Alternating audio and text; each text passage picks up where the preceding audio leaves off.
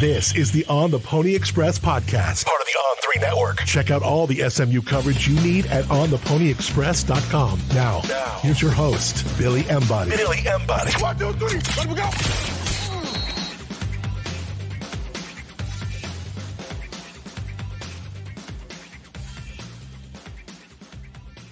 Welcome in, ladies and gentlemen, to another edition of the On the Pony Express podcast. I'm Billy Embody. Thanks for joining me.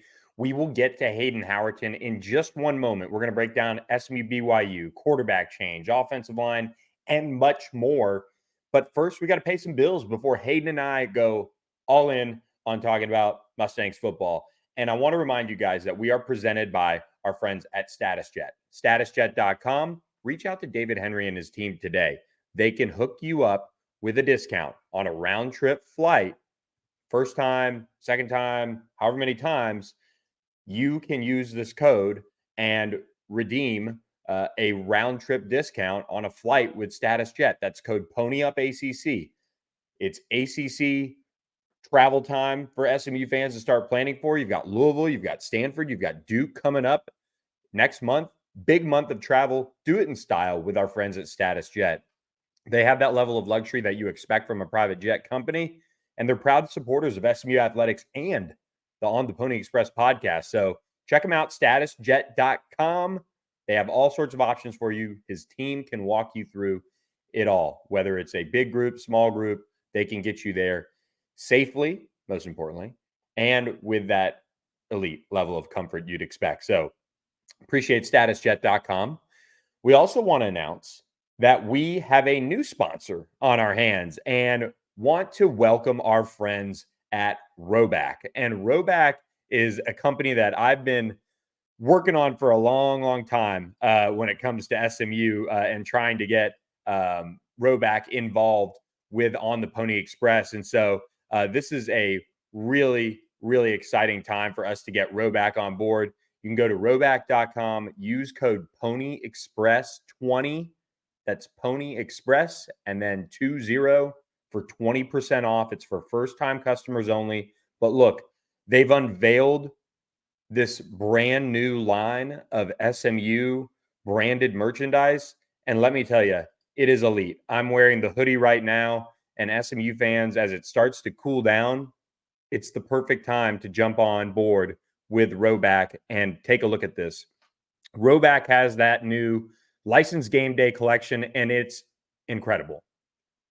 The polos are what really reeled me in at first with Roback, but now they have the line that includes the hoodies. They've also got Roback's everyday shorts that are the perfect pairing as well for this look that you've got to have in time for the Boulevard. They're comfortable. They have an elastic waistband and great fabric that is made to have the appearance of a nice short, but the comfort of an athletic short. And they've got all sorts of NIL deals done across the country. Maybe they'll get to SMU one day, but Jalen Milroe, Quinn Ewers, Caleb Downs, and others, it's a go-to brand for college athletes. So use the code PonyExpress20 on roback.com for a 20% off deal for all new customers through the end of the week. Head over there now. They'll get you hooked up with this hoodie right here. That's quite the discount for that. As it starts to cool down or you head out to the West Coast for that Stanford trip, you're going to need this hoodie. So check it out. Support Roback, roback.com. Use code PonyExpress20 for 20% off. That's for first-time customers only. So check them out, roback.com. And now we're happy to be joined once again on the Pony Express podcast with former SMU offensive lineman Hayden Howerton. Throw him up, pony up, because SMU is going to have to pony up a lot of effort over the next 2 weeks to get ready for TCU after that showing of BYU. But we'll have tons of time to talk about that next week. We'll be able to dive into the Horned Frogs as the battle for the Iron Skillet approaches. But let's get to that BYU game. 18-15 loss for the Mustangs Friday night. Preston Stone, few drives. Kevin Jennings, his show the rest of the way. Ultimately, they fell short. And that was a disappointing game, a Friday night ESPN2 game. I was listening to some national podcasts on it, and I mean, kind of the reaction from a lot of SMU fans was similar. Like, what was that on Friday night, especially offensively? And, you know, Hayden, let's dive right into the obvious. I mean, the quarterback situation, what's kind of your take on all of that, and I'll wind you up and just let you go on it. So I just want to start off by saying I feel bad for Preston for where he's at. I mean, to go through an injury like he just went through and to come all the way back to only get the reins for 3 games and then be told, "Hey, we're actually going a different direction." You got to feel for the kid, especially after being an SMU legacy, being a guy that won a lot of football games for SMU in the past, where he's done a lot of really great things for the program, and the program owes a lot to him. But ultimately, you have to give the ball to the guy who's playing the best right now, and that is Kevin Jennings. So it's one of those deals where I don't think anybody wanted a quarterback battle going into this season, but when Preston misses spring and is very limited, really all the way up until training camp because of his injury, and Kevin has the opportunity to keep developing, keep getting better. He's working with the ones every day to where I don't think Coach Lashley had much of a choice other than to make it a quarterback battle because in all fairness, in a major college football program, when that's what we're trying to be, you have to out-recruit what you already have. Tua Tagovailoa outplayed Jalen Hurts and became the starter at Alabama. I mean, everybody loves Jalen Hurts, and obviously he's playing in the NFL, as is Tua Tagovailoa. But Tua became the starter because he was playing better and showed out when it mattered, which was in the national championship game. And when you look at this last game of how our drives went, we roll out, and one of my keys of the game was, we got to start fast. We talked about it every single week. Our first offensive series, go out 3 and out, lose 9 yards, punt. Second offensive series, we roll Preston out there again after he started, try to get him going. 3 plays, -9 yards, punt. So come back to the sideline, and the whole scheduled Kevin Jennings to come in the game. He goes out there, and SMU gets the ball rolling, 12 plays, 72 yards. We turn the ball over on downs on a throw that if it were 6 inches closer, we got 7 on the board. Matthew Hipner almost hauled it in, but unfortunately we did turn the ball over on downs. Kevin goes back out there, 5 plays. We get a field goal out of it, and then the experiment is over, and all right, let's get Preston one more series, and he goes 3 and out again. So when you look at it that way, you have to go with who the offense is more responding to. And on top of that, yes, BYU is bringing a lot of pressure early in the game, and unfortunately for Preston, he's lost a little bit of his freestyle Johnny Manziel kind of run around the pocket and do what he does best, probably because of his injury. So they're bringing the pressure, and Preston standing there a little bit like a statue and then spins into the rush for sacks. While when that happens to Kevin, he's able to spin away and create something out of it.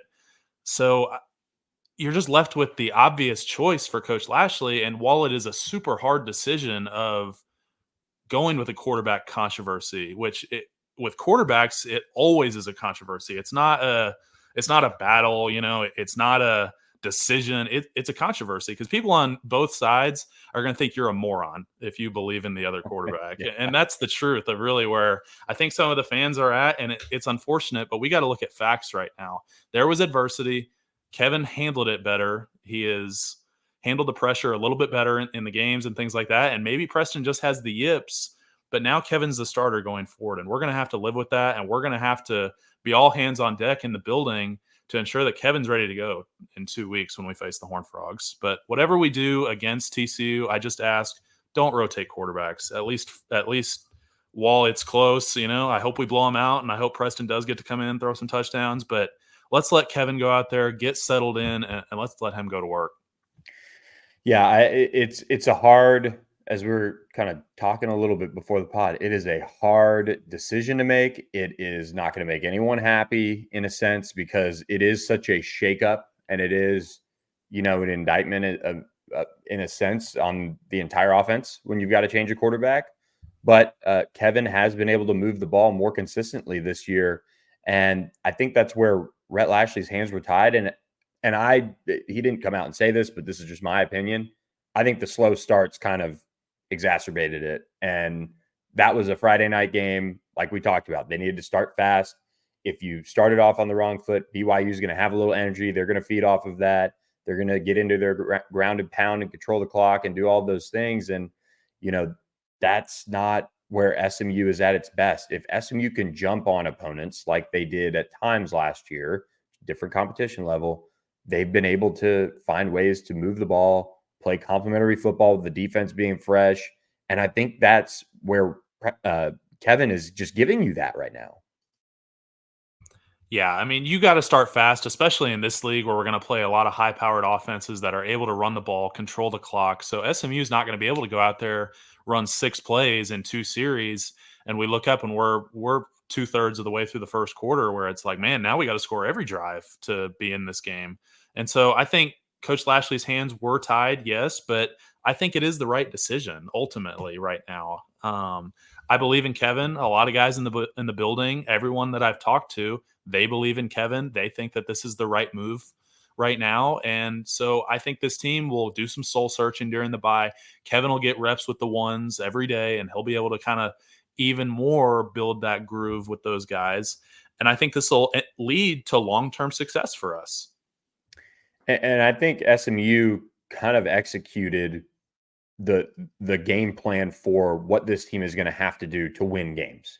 And by that I mean, I think they went 24 yards on a drive that ended up with a field goal, and it cooked 4 minutes off the clock.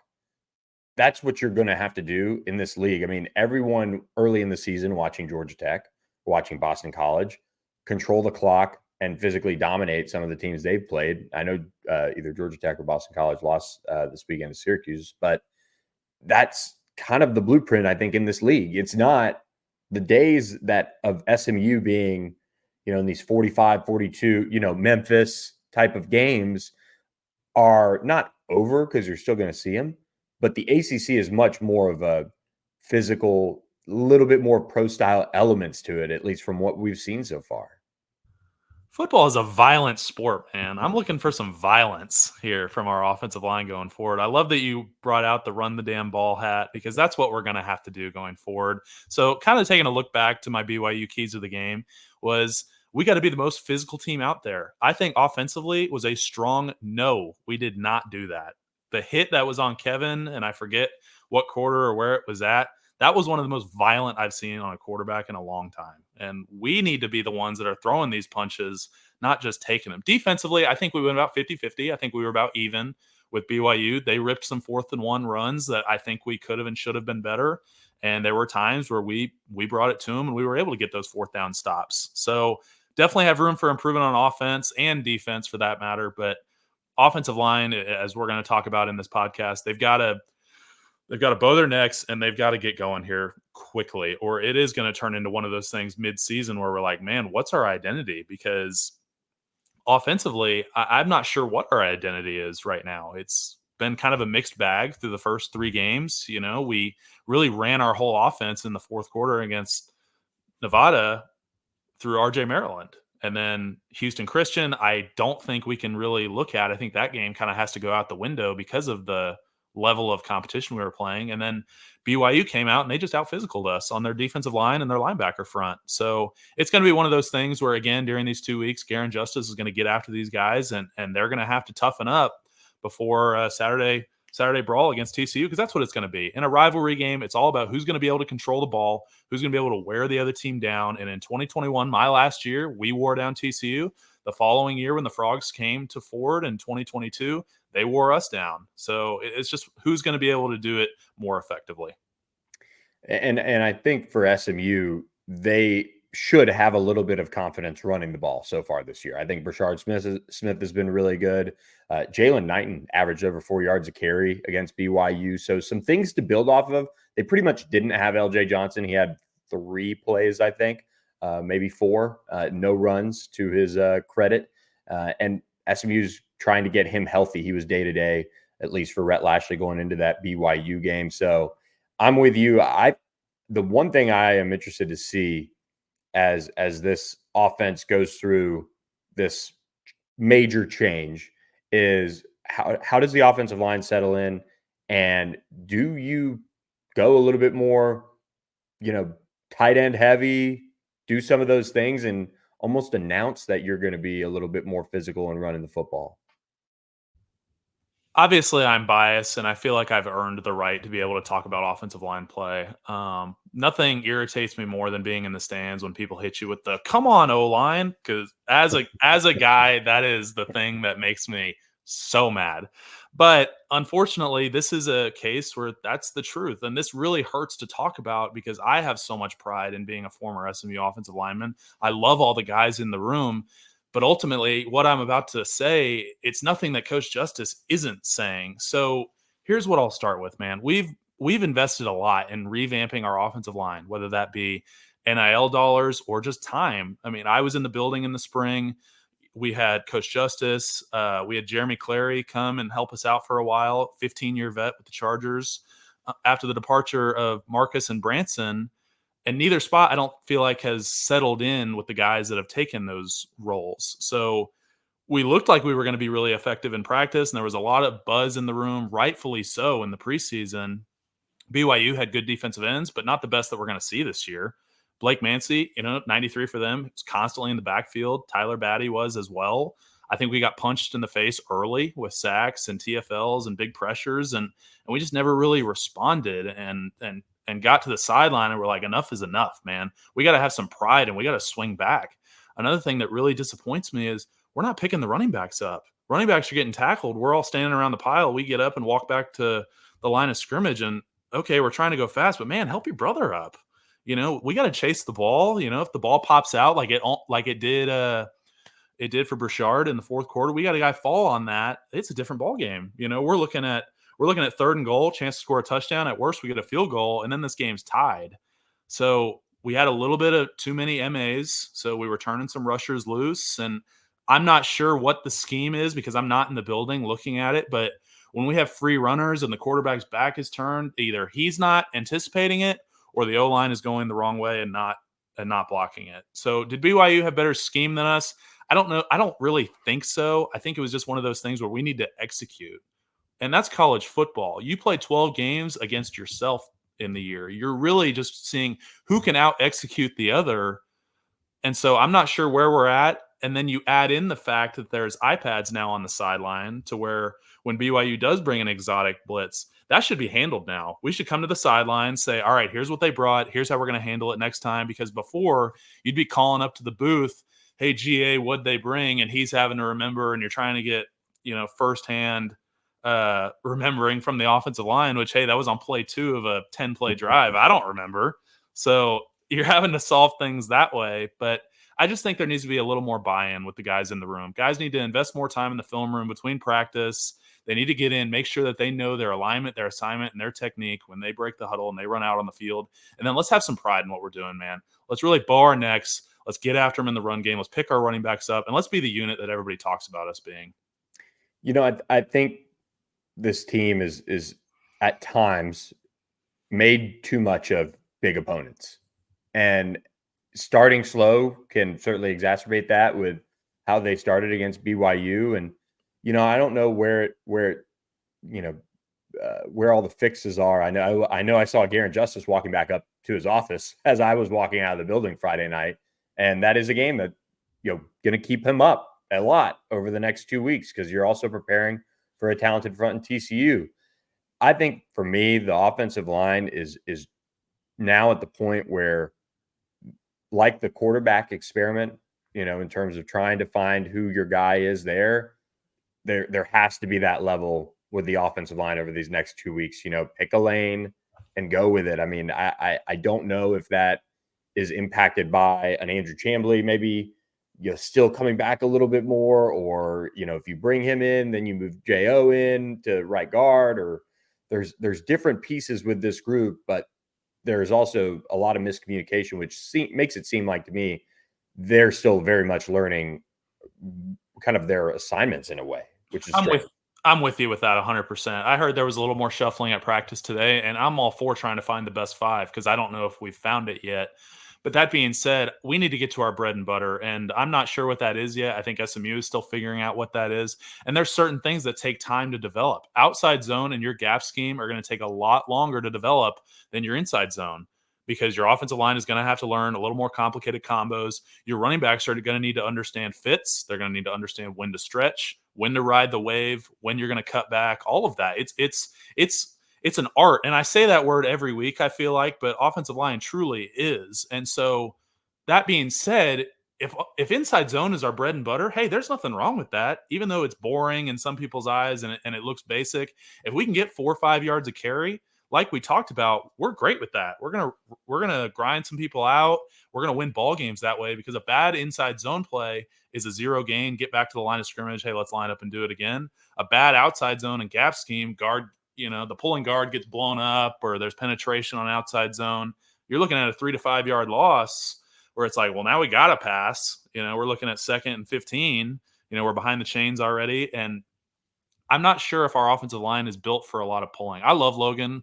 Logan is not a great pulling guard. He's more of a downhill smasher. And that being said, on some of our 3rd and longs, we're trying to go to our counter scheme, play action. And that's really tough for a pulling guard against a good defensive end, against a jetting defensive end. You're trying to pull out there and you're trying to get your head back and block them like a pass block rep. So I gave Evan Brown a call and we talked about this, and I asked for his opinion on counter play action. You're the pulling guard against a jetting D end. How are you answering that? And he said, I'm standing up and I'm calling timeout because I don't want to do that. And, our next counter play action, we put RJ Maryland over on Tyler Batty and gave up a big pressure where why don't we let our best players be our best players? Let's not get too cute with this. Let's let our guys do what they've done all off season and take the guys who are taking pass blocking reps. Let's do it. The guys that are running routes, let's let them do it. So that's where I'm at as far as the scheme goes. Yeah, I think the scheme is an interesting piece that we could drill down on maybe even next week and do a little bit more of that as we maybe pick up some things over the coming week. I think there are some things that could have helped both quarterbacks just maybe get rid of the ball a little bit quicker or whatever. I know mesh is not a power spread concept in a sense. It's more air raid, but that's a tried and true. I don't know how much we'll see from a actual change of scheme perspective, but I think Coach Lashley said this on Tuesday. He feels like they're not making defenses defend the entire field. And I think both quarterbacks have their flaws in where that effort is at to try and make defenses defend the whole field. Kevin's got to improve his deep ball. Preston has to improve underneath and intermediate. But Kevin has that ability to run. And I think if he can hit a deep ball here or there, it's really going to change this look of this offense, because I thought the intermediate passing game was kind of humming there. For sure. And I've said it before, we need to be okay with getting our 5, 6, 7 yard gains, just our short passes. And a check down is a great play. If it's an incompletion or a sack versus a check down, hey, that's a win for the offense. So there's one that comes to mind. It was 3rd and 19, 10 minutes left in the first. There was 5 down. So the offensive line, you can see it, they come up and they go and they call the 5 down. Then there was a blitzing linebacker that would make 6. So we slid the right side of the offensive line. So it was a 4-man slide because they were in their odd structure. So left guard, center, right tackle slid for the 4 that were head up the center over. And the running back went opposite of the extra linebackers. So we ended up turning a guy loose, and Preston just stood there instead of throwing the hot route, which was Matthew Hipner on the left side of the field where that blitzing linebacker came from. So I'm not sure if we're not seeing that, if we're not knowing, hey, if they bring this pressure, I'm gripping it and I'm throwing it right there. But that's obviously something that you can take this bye week and learn from. And that's really where we're at. And I said it earlier in the podcast of if there's anybody I trust to get this unit going, it's Garen Justice. I've been around 9 coaches at a high level. I had 5 offensive line coaches in college, which might be a record. We had 3 in 1 year. And then I had 3 NFL coaches. And then in my post-playing career, I hung around Garen Justice. And he's better than all of them from an X's and O's standpoint, his coaching points of the film and the technique. And then on top of that, I think he gets the most out of his players as far as their natural ability and their effort and just what they're able to do. He really elevates that. And I agree. I mean, I think for Garen Justice to go out and find guys like a Logan Parr and turn him into a starter for you and be able to have guys that have come in and reached, new heights, like a Hiron White last year, was able to come in and bounce back from injury and I thought, you're right there as far as best offensive lineman. I mean, that offense, I mean, it was an adjustment once Hiron went down, as good as J.O. was down the stretch. That was tough to see. But I think this offense has to get back to the basics, and I think running the football is so important. I would love to see that be the calling card. I think there's a opportunity to instill confidence in this group over the next 2 weeks that, hey, here's what we've done in the past at TCU against them.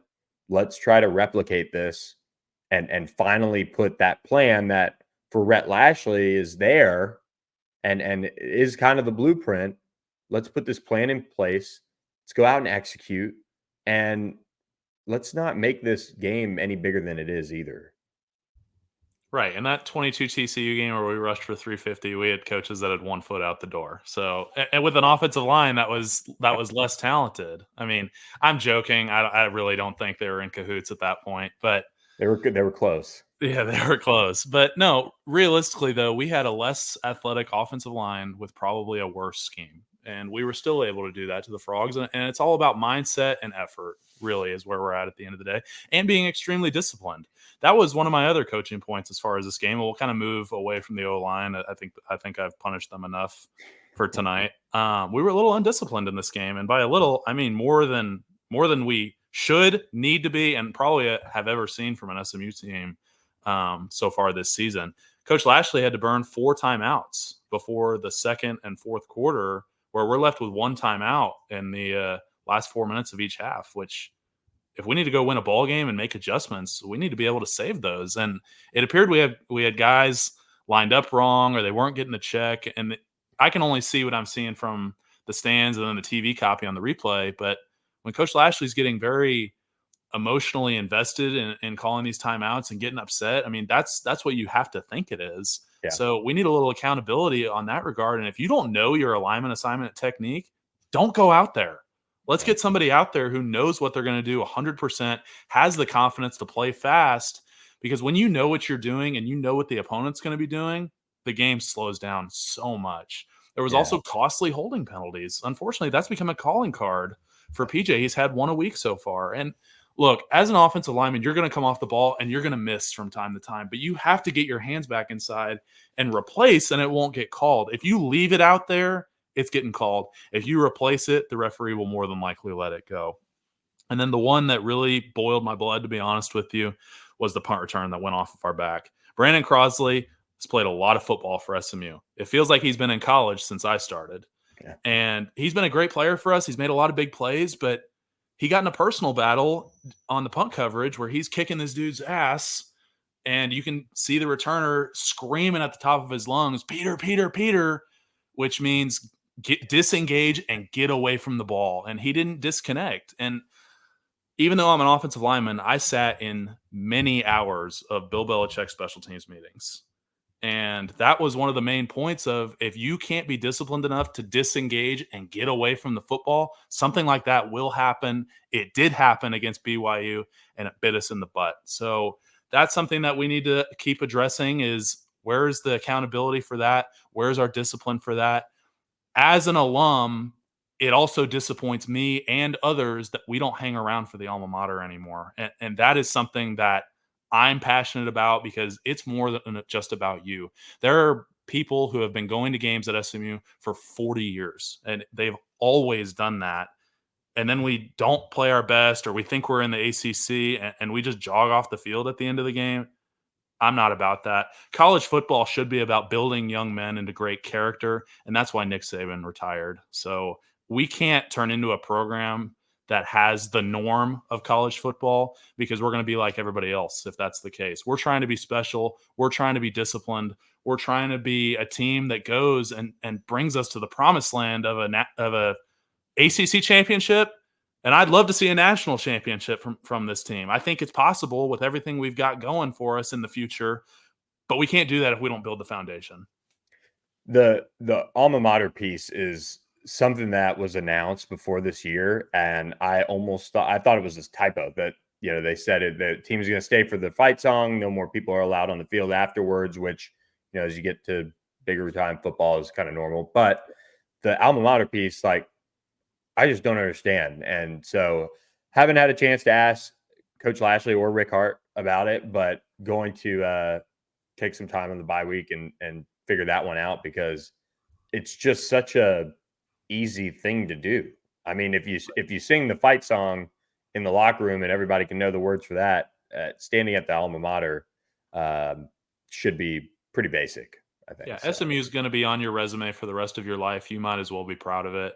And maybe that's a byproduct of the transfer portal. And the transfer portal is a necessary evil nowadays in college football. We've talked about that. It's something you have to do. There's going to be great players that are leaving big time programs where you're like, hey, I can get these guys and make my program better. And if you don't do that, you're going to be a Dabo Sweeney where you're really starting to fall behind the times. Here's my problem with the transfer portal. It's all about me. It's not about the team. So you're bringing guys over that maybe came from bad culture places or things like that. And unfortunately, I see it a little bit bleeding over onto the field with penalties. We're not playing as 11. And like I said, you need transfers to compete, but there needs to be expectations about culture to take precedent for long-term success. Otherwise, college football turns into rent a championship. And I think the coaching carousel continues to get worse around college football with things like that. I still prefer college football to the National Football League because college has so much more pride in a team than the NFL. I just want to see that September 21st against TCU. I think it's an excellent point, and I agree with you. I mean, the hard part about the transfer portal, and unfortunately, I think two guys that are no longer on this team that I really enjoyed covering and stuck up for as recruits and things like that, got offended when they left. I put out a tweet and said, college football, I could never imagine, and it's just my opinion, I couldn't imagine giving 4 years to a place, starting, being a part of building a program. Then all of a sudden you get an opportunity to move up in the ACC and you leave. And not to make it about them, but that's part of the problem. I mean, they didn't have a grad program for you, different. Coaching changes, different. All things the same. I don't know. It just bothers me that is there when you have an opportunity to have these degrees and make these life-changing connections for so long at any school. And guys can just leave, and it's just an easy way out, whether it's after your freshman year, or whether it's after your, fourth year in the program. I don't know. I mean, I'm all for the guys to have the right to do that if they feel like they deserve it, because I think freedom is a good thing. But with NIL, there's people in their corner saying this, saying that. It's not all in the best interest of people, probably 85% of the time. The grass is not always greener. There were plenty of guys that I played with that hit the transfer portal thinking they were going to end up at a Florida State, Alabama type deal, and they're at home. They never ended up playing college football again. They gave up a free degree, and it ultimately turned their life for the worst. And I hope and wish the best to all of those guys that were former teammates of mine. But that's just the unfortunate reality. There's too many guys in the portal now to really go out and find hidden gems. You're having to take what you can get a little bit. And SMU has done a great job with the portal, I will say. We've gone out and gotten unbelievable athletes. Jared Harrison Hunt had one of the best plays I've seen by a defensive lineman, picking off quarterback Retzlaff, in the fourth quarter. We were on the 3-yard line going in after the return. And my turning point in the game was getting that holding penalty on Andrew Chambly. That backs us up to the 13th. Next play, we hand it off to Brashard. He's trying to fight. He's trying to get extra yards. Ball pops out, and we give it right back to BYU. And that just took the wind out of our sails. So it's just examples like that. Yeah. For me, on last kind of thing-ish in a way on the negatives for me, they made so many plays that set themselves up for a loss, and they did not have the focus necessary at those key moments to make those plays for whatever reason. And on the same side of it, I mean, that's a game you look back on, and man, if you punch 2 of those trips in, I mean, you cover. I mean, if that's what the measuring stick, you're right there to cover. I mean, this is not a team that is abysmally bad. No. I mean, one, you have defense, it travels. And if they can keep that up, they're going to be in just about every single game this year. But offensively, I got to believe they're going to return to the mean a little bit in terms of putting 6 on the board. I mean, that's probably the first game in Rhett Lashley's, last 6 years that they hadn't scored a touchdown. I mean, it's got to be fixed. It's got to be corrected. I am concerned with the discipline like you are, that it's still going to be a battle week in, week out. But I left that game thinking SMU lost that one, not BYU took it. They just made a play here and there at the end of the game that decided it, kind of. Yeah, football comes down to 5 plays a game, and ultimately BYU made probably 4 of those plays. Like you said, SMU could have easily won that game.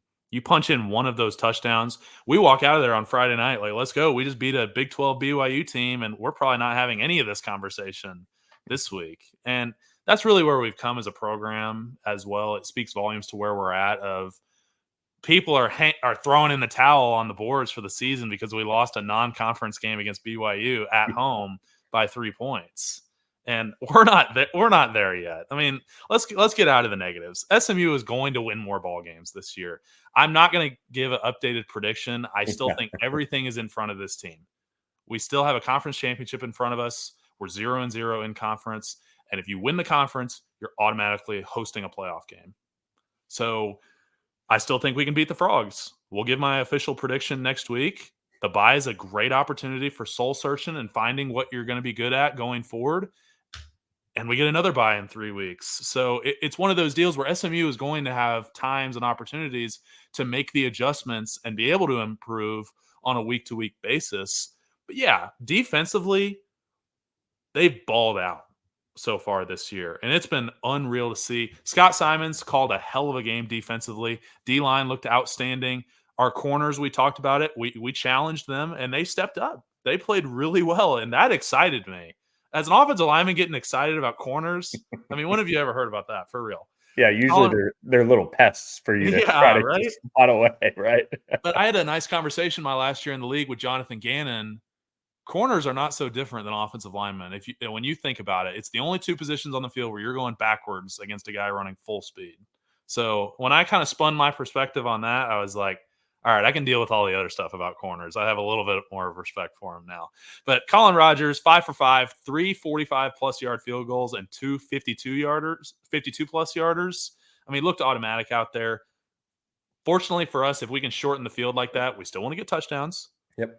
But if we can turn these, let's either quick kick or try a long field goal into automatic field goals, that's going to help us a lot against teams. So we just need to see a hungry team who plays SMU football how we all know and expected the next game. And we're going to be fine, honestly.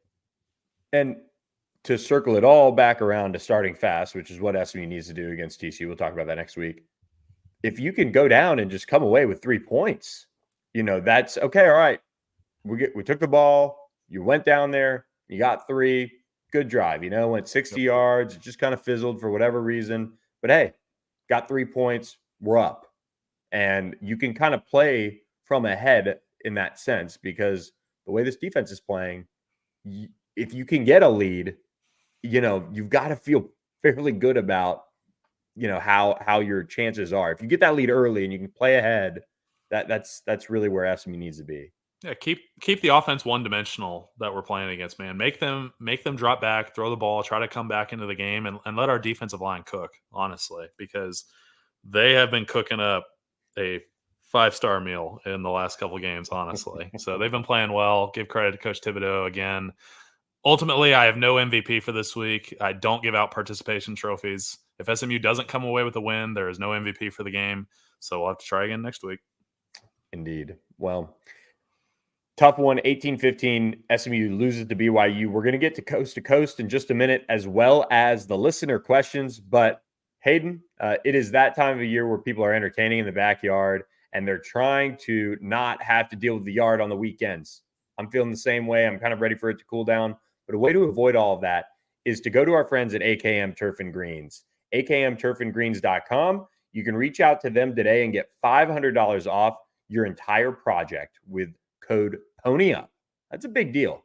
You can do a small space with a chipping green. You could do your entire backyard, if you're a school, if you're a church, check out AKM Turf and Greens for a huge green space that friends, families can use. This is McKinney Christian that they just got done revamping their entire recess area. And then you've got the backyard chipping area. That's what we're talking about right there. That's what we want. Filling in those spots by the pool that are maybe annoying to deal with and get grass to grow, but also to keep grass alive. AKM Turf and Greens can help you out and change the dynamics of your entire backyard. So give them a call, akmturfandgreens.com, or you can email them, info@akmturfandgreens.com today. Get $500 off your project. We've had some on the ponyexpress.com subscribers already get their backyard transformed. So check them out today, akmturfandgreens.com. And Hayden, as we move into this next portion of the podcast, coast to coast, this is one of my most enjoyable parts of the podcast. One, because now we can talk about other teams and not crush the ponies a little bit after last week. But it's really exciting for me that college football is back, and I know we're now into week 3. Still tough to get used to after 3 games for SMU, but this college football season is just wild to me. And I know the game at the top of this one is Texas, Michigan, and that was physical domination up front. Really surprised to see Texas having come back from such a long way down, man. After Mac Brown leaving the program, Texas had just been in the dumps lately, and now they're finally coming back to the Texas Longhorns that we've seen. They outcoached, physicaled, and played defending national champion Michigan Wolverines at the Big House in front of 110,000. 31-12, Longhorns won the turnover battle 3-0, and Michigan just looks to be completely resetting after the national championship. Lost their head coach, lost 15-plus starters, still a blue-chip power program, but unfortunately, you lose that many guys, you're going to take a dip and a little bit of a hangover the following year. I thought Quinn Ewers is doing such a good job offensively too, and also pulling the strings with some nice young talent there. They've got some transfers, Isaiah Bond, but they also have Ryan Wingo, former 5-star. When you recruit like that, that's kind of what they've been preparing for the SEC. And you go to another Big Ten team that is looking kind of shaky, and that's Oregon. Now, they're one of the best teams in the country, but once again, they're playing with their food against Boise State. I think that could be a little bit of a look in the mirror of what we had for SMU, where we think they're just going to come out and dominate the teams that they're playing early. And unfortunately, they are only able to get the dub 39-34 against the Boise State Broncos in Eugene. And Oregon has started as a top 5 team. They now have 2 tight wins over non-power opponents, that being Boise State and Idaho. And they've now fallen 4 spots to number 9. So I think Oregon will get it going, but they're going to have a tough game coming up. They get the in-state rivalry against Oregon State this weekend. As we know, rivalries are always close, and we'll see if the Ducks are able to pull it out. We'll see if Dylan Gabriel can get his team going. I in terms of looking in the mirror, I thought Kobe Wilson after the game for SMU, to circle back one more time, had a lot of good answers to questions and talked about looking in the mirror, about how coaches can, call bad plays or whatever, put you in different positions, but you've got to come out and execute, and you've got to have that sense of pride. And so I really like the way Kobe has stepped up. He's met with the media now a couple of times, and we'll see. You got to show it in the actions, of course, but I know the defense is holding up their end of things, but overall as a team, it is maybe a time to look in the mirror. And speaking of looking in the mirror, OU probably is saying to themselves, one, whew, but also, what was that? This was not the Houston team that got destroyed by UNLV. Well, OU kind of looked back. They did their whole throwback theme for that game against the Houston Cougars, who got obliterated by UNLV, and they only came away with a 16-12 victory. Offense looked a little shaky. Branson Hickman still did not play. He's still recovering from his injury. I talked to him. I believe he'll play this coming week. But Brett Venables said, and I quote, "We deserve to lose twice," in his post-game presser. I'm sure OU will get rolling like they always do, especially with Red River rivalry coming up soon, as now they're both SEC teams, which is still weird for me to say. But OU always goes through a tight game like this early in the year, and I think they'll be fine. But yeah, they did it against Tulane. blue chip program. We're just going down the list here. Clemson bounced back, puts up 66 against App State. That for Garrett Riley and Cade Klubnik, pretty good. And look, Gramlich and Matt Lane, the podcast, friends of the program, they were raving about it after the fact, and people were they were kind of getting ahead of it with people saying, but it was just App State. No, talk about having pride. App State is one of those programs that's one of the better G5 teams, has been a giant beater in the past as well.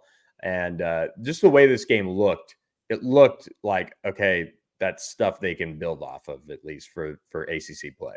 For sure. And Clemson is going to be good. I know I've ragged on them a little bit lately just because how they've handled their program, but Clemson will still be the same Clemson, at least for the short time going forward. And also, I think that proves that Georgia's defense is like that. Georgia is going to be another national championship competitor this year. They're going to make a deep run in the playoff. I could easily see them winning another natty this year, but we'll see.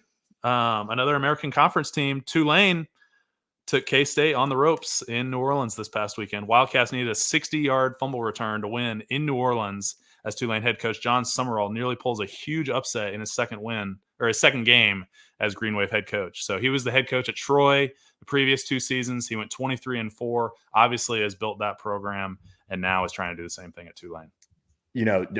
Coach Summerall is we're loose friends. We stay in touch a little bit during the season, and we met at the coaches convention a while back, and I was thrilled for him to get that job. And by the way, this will date you. The offensive coordinator on that team is one Joe Craddock as well.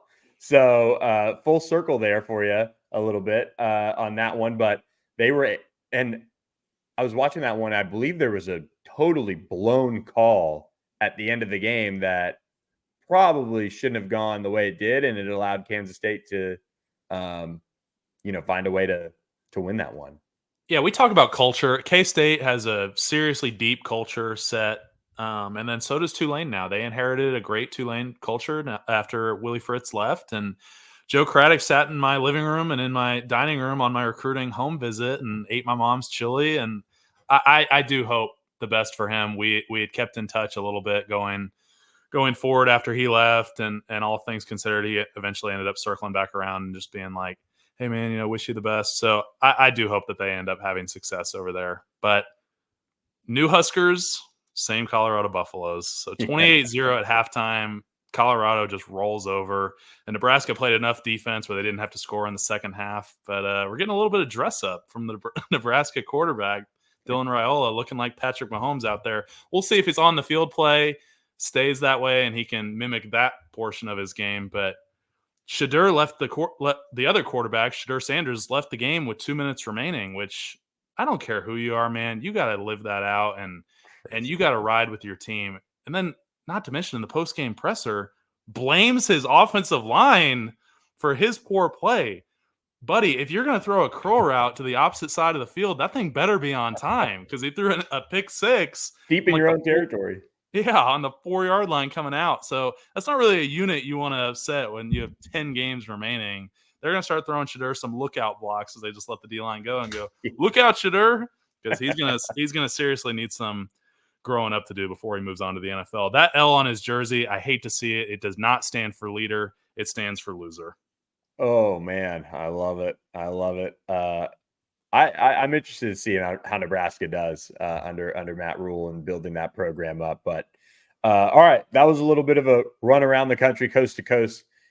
We get into the listener questions now, and a lot of these came in Monday. I like the fact that you waited a little bit to bring back the thread and bump it, let people maybe simmer down just a little bit. But we go to our leadoff question from Coucham. Please, your technical analysis on the offensive line, why it seems so bad, if it can be improved, and how fast, and why it seems so different with Stone versus Jennings. Short answer, can it be improved? Yes. There is always room for improvement in an offensive line. I think the bar hasn't been set to our standard, and I think the offensive line is going to find that going forward. So there is going to be some improvement. I think we talked about a little bit so far this pod of what we've done from a scheme perspective and what I think we can get to. As far as in pass protection, I just think we need to do a better job of dying slowly. We just need to make them run over us. We're athletic enough to stay in front of them, throw your hands, but keep your head back because we're punching and whiffing right now, and we've immediately lost some reps where by the time that quarterback gets to his back foot, he's got guys in his face. And I don't care who you got at quarterback. It can be Tom Brady, Peyton Manning, whoever. Can't play with defenders in your face like that. So there was one that was really disappointing for me to see. There was a sack against a twist where the looper got home, which should never happen. The penetrator usually gets the sacks because you try to get off to the looper so fast that the guy never gets switched off to the penetrator and he ends up splitting the double team and getting home. So on the looper, you have a lot more time than you think. If I'm the guard and I've got a looper coming inside, I'm going to snap him off. I'm going to punch him over to the center, get a good punch on him, knowing I've got time to stay square and get back on the looper. So that's just one of the things I saw. I think this offensive line is going to be fine. I think they're going to continue to improve every week. I still think they haven't gelled completely yet, and they'll eventually get there. And then why it seems so different with Stone versus Jennings, I just think Jennings is a little more mobile. I think he's able to make heavy pressures appear not as serious because he can escape and he can get out of the pocket a little bit. But as far as with Stone, he was just a little too stable in the pocket. He was a little too standing there like a statue, and then just the rush gets home and he can't get away from it. So probation coach, kind of a follow-up. Do Kevin and Preston get different blocking efforts from the line when they are in the game? I certainly don't think so. If I was an offensive line coach and I knew about that, I would nip that in the bud immediately because you can't play favorites. You're just going out there to do your job and your job only. Yes, the offensive line needs 5 guys to really work together. But if everyone is winning their individual battles and doing their individual jobs, it makes it all look better.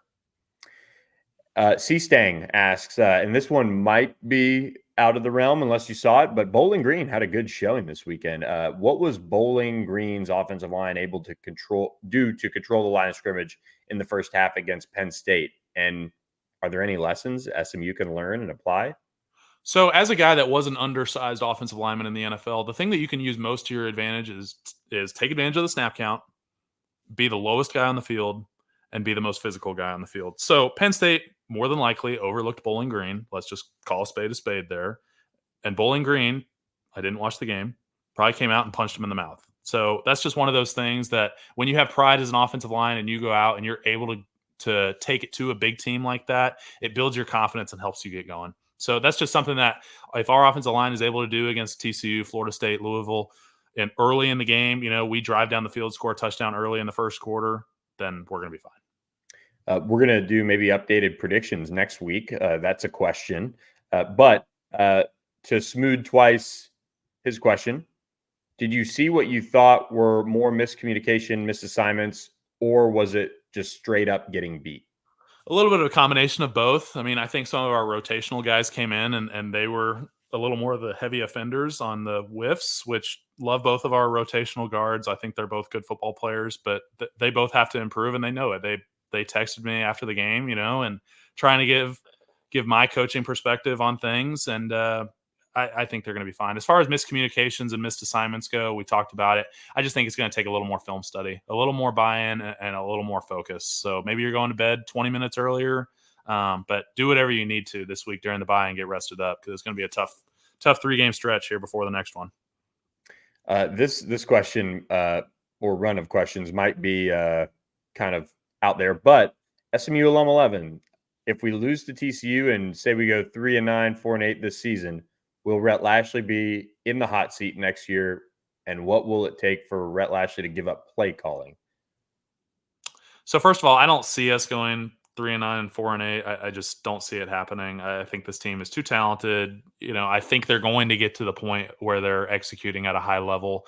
Will Coach Lashley be on the hot seat next year? After bringing us the first championship since the 80s, no. Short answer. I think he's done a lot for the program. I think we can't continue to play like this over the next couple of years.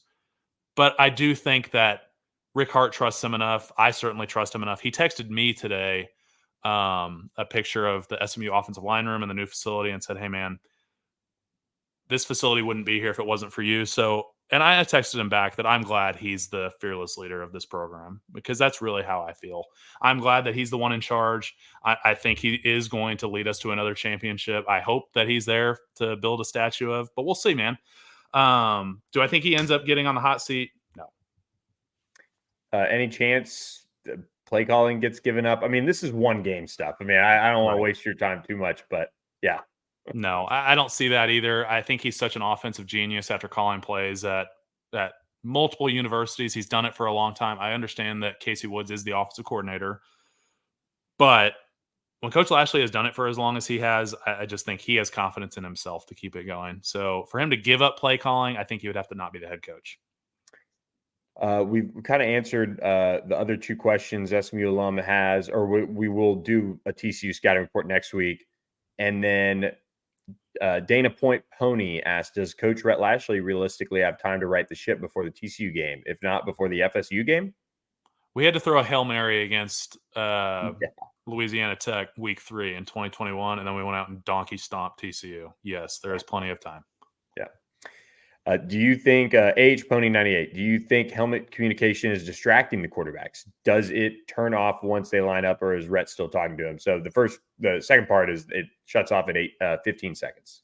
Yeah, that's a good question. It's the same in the NFL, 15 seconds. The middle linebacker for the opponents have it in the NFL. I believe it's the same in college, Billy. Defense has it as well? Yes. Yeah. So I don't think it's distracting them. I think it helps. I have seen some teams where they're having to adjust the volume, where they're playing at home and the quarterbacks are still having to cover their ears. But I don't think it's a distraction. I think it's going to benefit teams. It's going to eliminate the Connor Stallions type thing where people are stealing your signals and all that. We talked a lot about offensive line today, so I'm going to try to filter just a little bit. Mr. Horsepower, and this is actually a good question because once the end of the game was apparent and BYU got that last first down, but BYU took their final knee with 20 seconds left. Why not call your last time out and make them punt? I mean, the chances are slim, but they are not 0%. Block, shank, return for touchdown, Hail Mary. I mean, Rhett Lashley coached in the kick six game. We looked awful and deserved to lose, but why leave that kind of chance on the field? I don't have an answer for that, honestly. I will say, as soon as they started kneeing it out, I mean, I and pretty much everybody else got up to head out because I didn't even realize there would have been 20 seconds left on the clock after the final knee. So maybe it's just one of those deals where we just assumed, when they started kneeing it, that it was over. Because really, if it is going to get to that point, a team won't knee it out. They'll try to keep running it, get a first down. But not sure. Good question. Yep.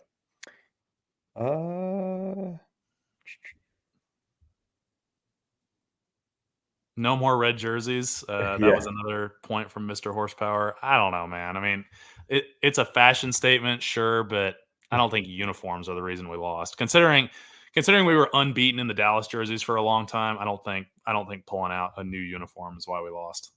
Yeah.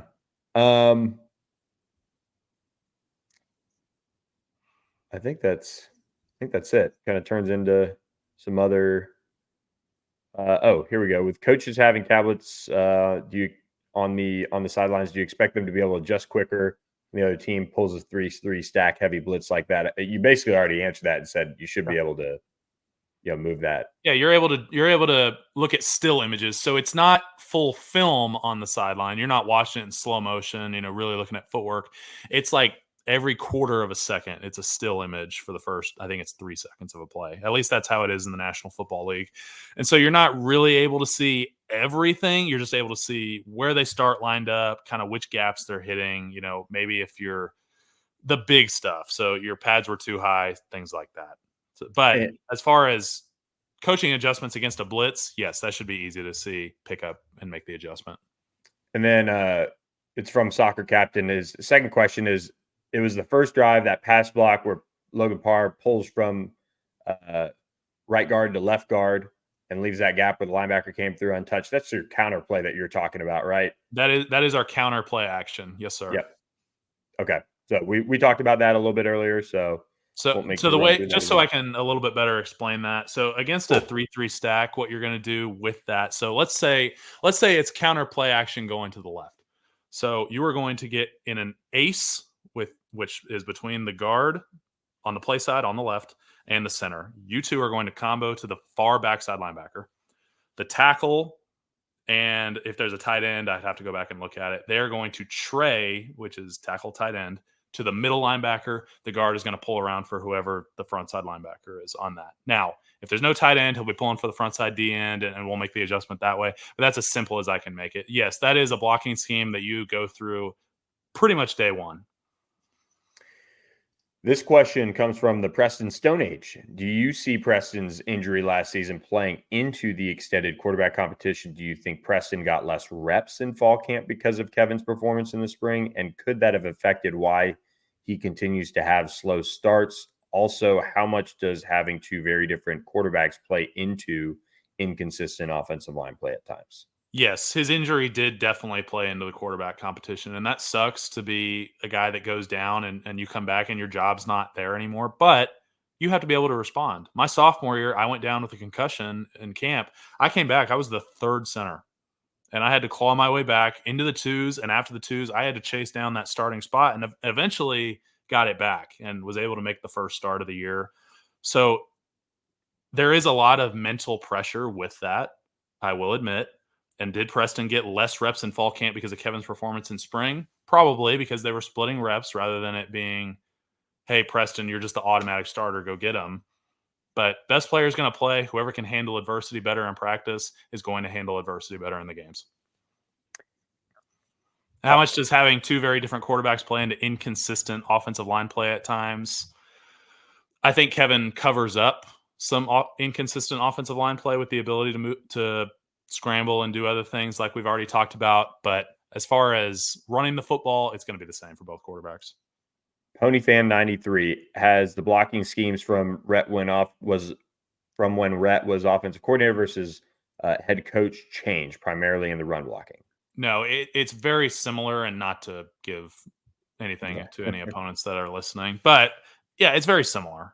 Yeah. I haven't noticed a real change. We run a lot of the same schemes, but everyone around the country runs a lot of the same schemes. When you really break it down, you have your gaps, inside zone, outside zone, and then your specials. And coaches are going to do what they've always done. Yeah, they're going to throw a wrinkle in there from week to week. Hey, this week we've been running a lot of tight end ISO. This week we're going to throw a pop pass off of it where he's going to influence the linebacker, run right behind him, and we're going to throw it right to him. We did that with Kylan Granson a lot and worked great for us because of the personnel that we had.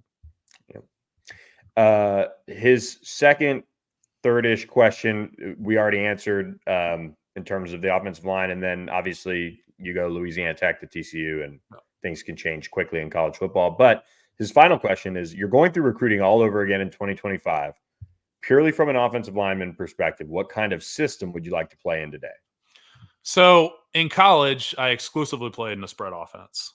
So all of the head coaches and coordinators I had, it was always very similar. Hey, we're gonna throw the ball, more than 50% of the time, but we obviously still want to run the ball. You get to the National Football League, you huddle every play, you do a lot more running the football, which as an offensive lineman you love. No offensive lineman wants to kick back and take pass sets against these freaks 60 times a game. So I would say from a recruit perspective, if it was me, I like the pro style only after being in it. I do think it's challenging in college because you don't have the same talent that you do in the NFL because you really have freaks on both sides and you're able to get a lot more complicated with schemes and things like that. Pro style is very, very challenging mentally. When I got to the Titans, my head was spinning. And I'm a guy that made great grades at Cox Business School. And I thought I was smart. And I get to the Titans, and it's very complicated and very challenging where on all of our run plays, so inside zone, outside zone, gap scheme, we had 4 different types. We had your true X's and O's where nobody is a position, everybody's just an X. That was called our structure runs. And our box runs. They were a little different, but very similar. You had your true find the mic linebacker, and we're going to make adjustments off of that. And then you had your find where the pressure is coming from, and we're going to make adjustments off of that. And then you have your can system where you bring 2 plays into the huddle. And so you're having to remember, okay, I'm going up to the line of scrimmage. I remember 28 pitch. Hey, can. You're asking the dude next to you, hey, what was the can? Because I don't remember. I mean, it is a lot to go up there and remember. So as a high school guy, yeah, I think the spread is the right choice, for what SMU is doing. I just think keep it simple, stupid.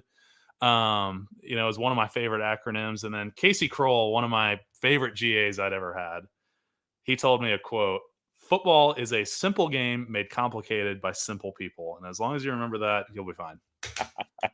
So true. All right, this is our last question because the other one is a win-loss update with some caveats that we won't get into. But Pony Kai, another good friend of the show, asks, looks like Rogers is off to a great start this year. That's Colin Rogers, the kicker, and has improved demonstratively after a slow start to last season. The caveat that we can't see the future is he viewed as a potential NFL prospect, and how are kickers typically assessed? In other words, what kickers get onto the NFL's radar to potentially be a late round pick, early UDFA? What would Bill Belichick do? That was my added question to it. So I would certainly say there's a level of what conference logo is on your jersey in the NFL. Of a lot of guys get heavily, looked at by scouts and things like that just because they play in the SEC or just because they play in the ACC.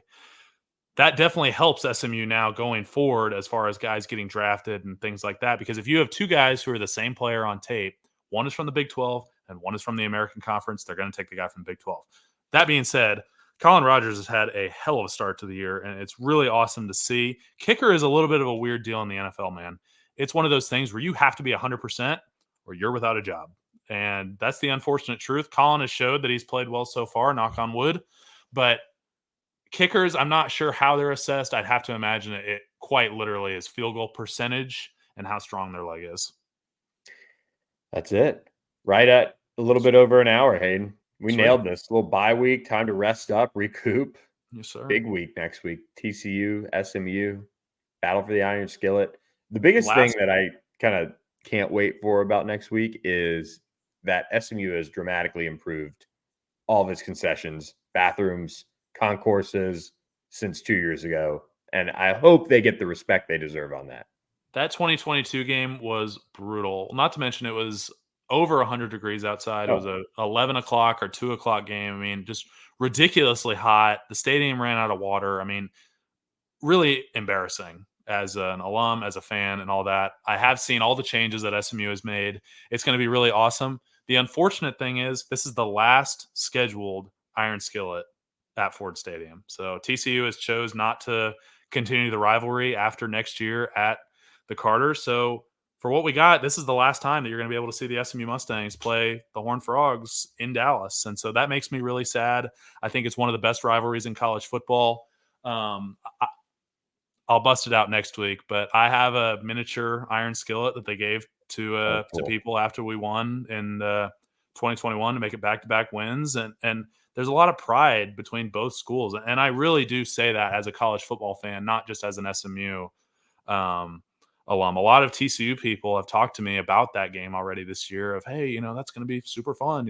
I have a dude who I work with. He's in the office next to mine. He's a Horned Frog. And we talk ball all the time. So it really is a tragedy that rivalry is dying.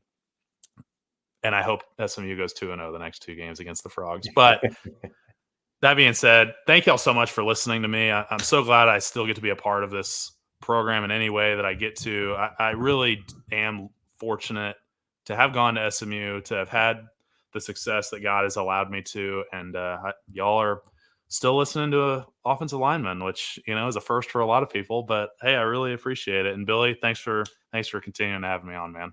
Oh, yeah. Yeah. Hayden, you were a fan favorite when you played, and now you're a podcast legend very quickly. So creating another aspect of your brand. So congrats on all that. And everyone, we'll be back next week. We'll break down TCU. We'll have a lot to go over. Horned Frogs play UCF this weekend if you're looking for something to watch. Sonny Dykes coming back to Dallas once again. Storylines can start up next week. We certainly had our hands full this week with SMU's own angle of things. So for Hayden Howerton, Billy Embody, thanks for listening to this edition of the On the Pony Express podcast. Catch you next time. Thanks for listening to the On the Pony Express podcast with Billy Embody. Follow us on your socials on X at SMU on3 and on Instagram at on3SMU. And keep it locked to ontheponyexpress.com for more coverage.